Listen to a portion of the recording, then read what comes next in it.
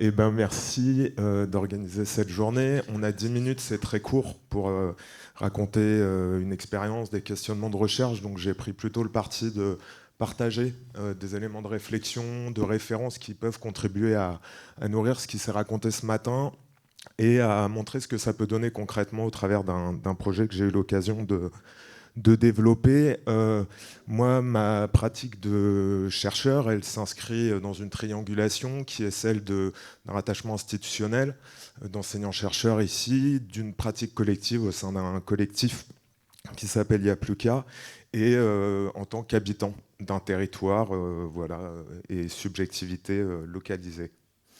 Mon travail il s'intéresse principalement à la question de l'architecture, appréhendée à la fois comme une production sociale, politique, etc., et une activité engagée, réengagée, qui dépasse largement les figures de la profession.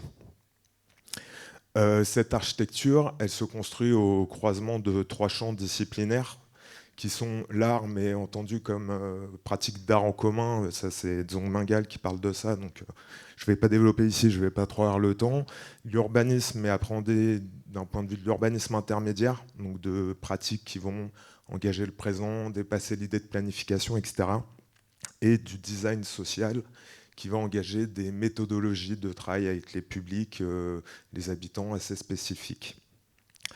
De ces expériences, en fait, moi j'ai tendance à développer l'idée sur le plan épistémologique qu'il faut plutôt penser une recherche qui passe par le faire situer et qui dépasse les frontières recherche-création, recherche-action, recherche-projet qu'on va trouver plutôt dans le champ du design.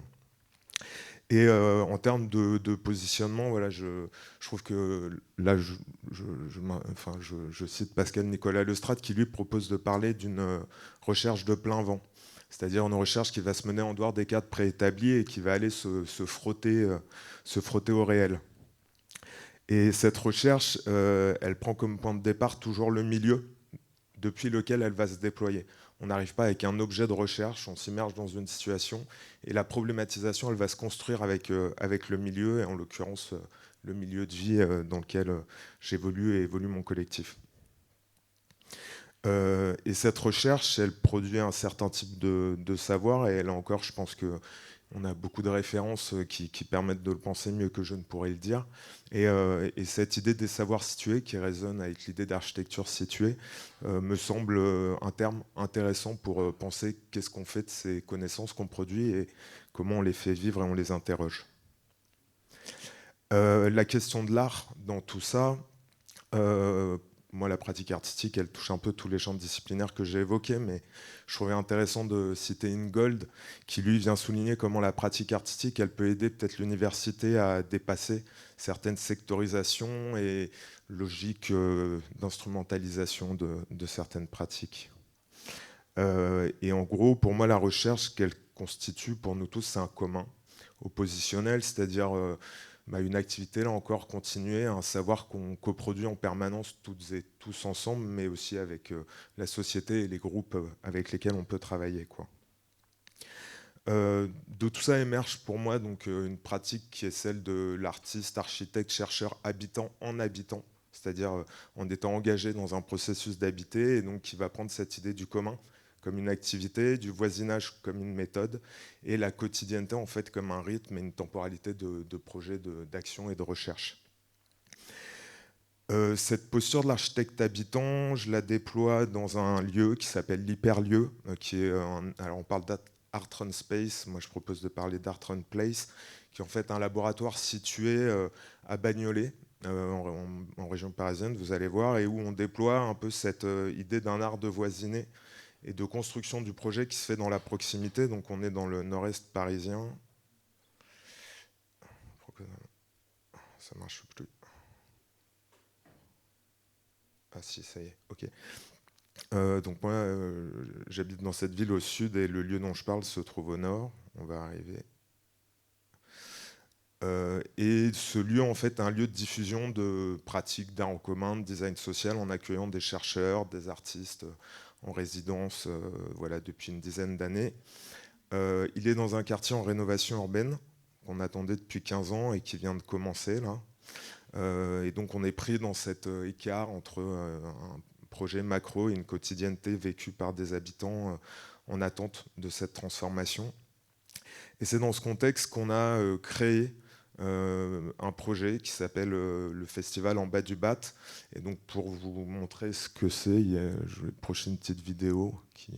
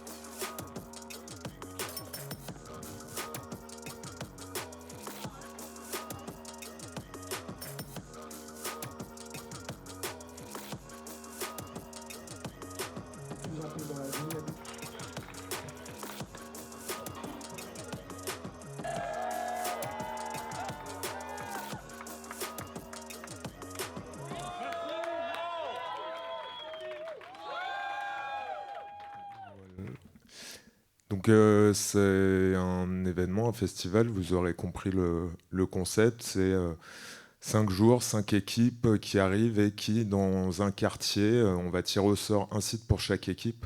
Et elles vont avoir 5 jours pour concevoir et construire un aménagement pérenne. Je ne sais pas pourquoi. Ah oui, ici, voilà. Hop. Mais en fait, au-delà de cet aspect événement, c'est un projet qui se construit dans le long terme.